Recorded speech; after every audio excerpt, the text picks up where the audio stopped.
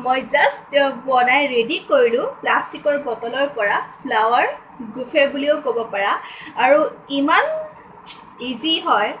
তোমালোকৰ কাৰণে বনাইছোঁ বহুতেই ইজি সো তোমালোকে যদি ভাল পাইছা তেতিয়াহ'লে এবাৰ ঘৰত ট্ৰাই কৰি চাবা যে বস্তুটো কেনেকৈ বনাব পাৰি সো তোমালোকে যদি আজি ভিডিঅ'টো চাই ভাল পাইছা তেতিয়াহ'লে লাইক কৰিবা শ্বেয়াৰ কৰিবা কমেণ্ট কৰিবা ছাবস্ক্ৰাইব কৰিবলৈ নাপাহৰিবা আৰু ওচৰতে আছে যে বেল আইকনটো সেইটো প্ৰেছ কৰি দিবলৈ নাপাহৰিবা সো তোমালোকৰ কাৰণে লাগিম বহুতো ভিডিঅ' কিন্তু চাই থাকিবা তেতিয়ালৈকে বি ক্ৰিয়েটিভ উইথ নিৰ্মালী